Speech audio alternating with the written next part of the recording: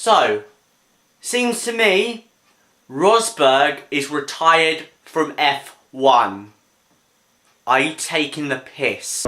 So yeah guys, this was on a Friday and he made this public announcement that he was going to retire, and he also made this little Facebook status to reiterate it all, and I'm actually going to read it out. So here we go.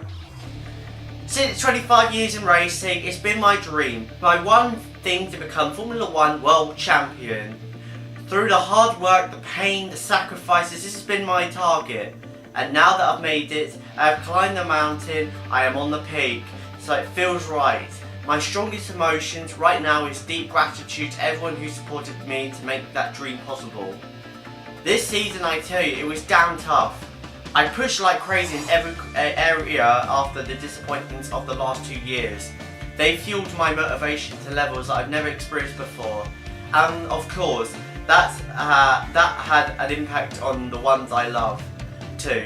It was a whole family effort of sacrifice, putting everything behind our target. I cannot find enough words to thank my wife Vivian.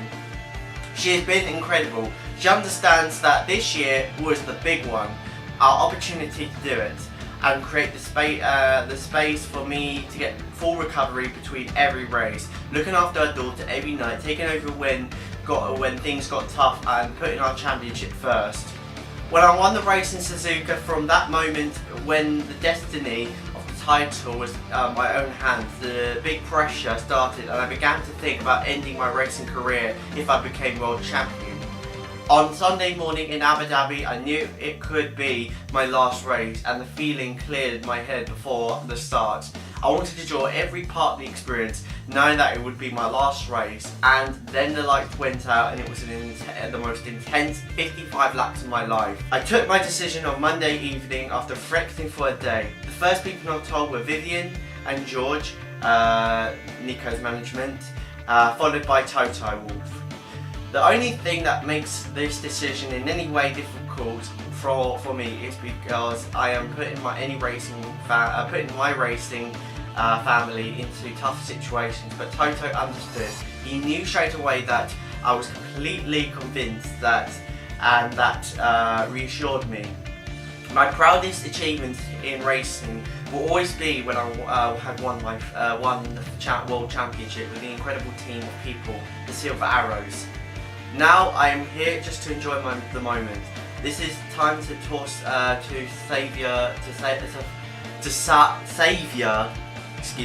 the next weeks, to reflect on the season and to enjoy the experience that comes my way. After that, I will turn a next chapter in my life and see what it has in store for me. So that is pretty spectacular. Rosberg says that he is done. He wants to focus on his family, and that is it, you know. And a part of me feels like, alright, fair enough, you know, he's got a family to look after. I mean, he doesn't want to continue racing and putting his life on the line, which is fair enough, but at the same time, what a pussy. Like, the dude has had 10 years in Formula 1, he's 31 years old, like, he's won the championship.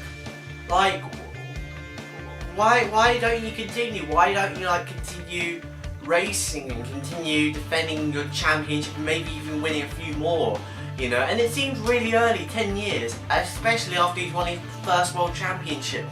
You would assume that a guy like Rosberg would have continued, you know, until his 20th year in racing, just like Schumacher did as well, going until year 24 of his racing career.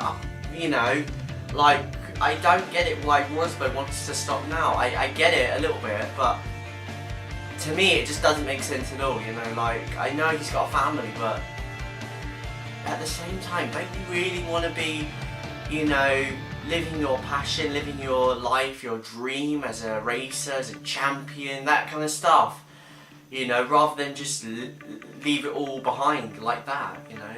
It kind of doesn't make sense in my head, to be honest. But at the end of the day, that's his choice. I mean, if he wants to make that choice, that's fair enough, you know.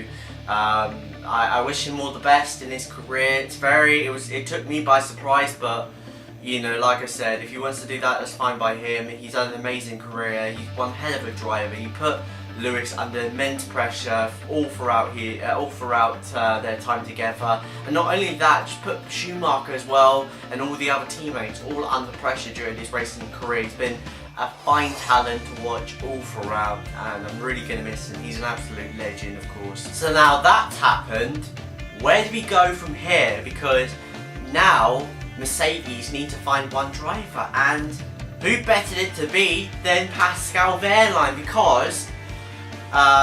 because people were saying that, oh, why did not Pascal get them the Force India seat and it went to Ocon instead? Like, what was that all about?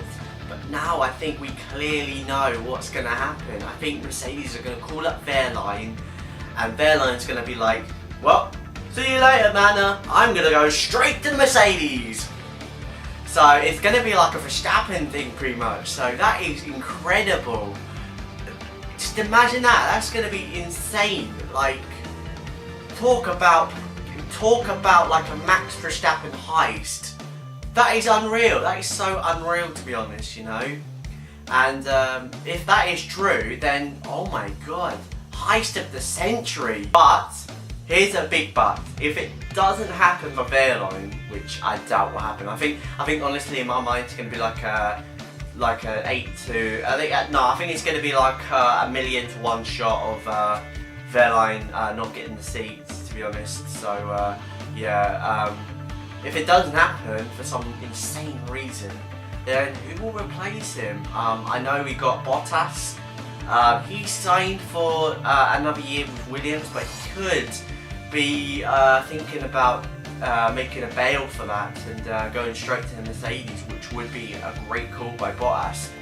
And then you've got the likes of Vettel. He's comfortable in Ferrari, but maybe he wants to, you know, cheat. Maybe he wants to bounce his way from a bad car to a really good car and get himself back on that winning streak again. Who else? Hulkenberg, maybe he doesn't want to be a Renault driver. Maybe he wants to bail out of there and get into that Mercedes. I mean, I bet there are going to be so many drivers in Formula 1 right now, or out of Formula 1, who are going to be calling up their agents, and they're going to be saying to them, can we do it? Can we get inside? Can we get that Mercedes contract? Can we do it? Can we get that top dog drive? But needless to say, out of all of that, I feel like it's gonna be Wehrlein. I'm 90% sure that it will be Wehrlein. I mean, dude, he's got the lucky. What a lucky moment, you know, legit. What a lucky moment. If this was planned, this is the heist of the century. But if it's not, Wehrlein's one hell of a lucky dude to get to where he is, to have a potential shot of being a Mercedes driver, being one of the top guys in F1. That's just mind-boggling, you know.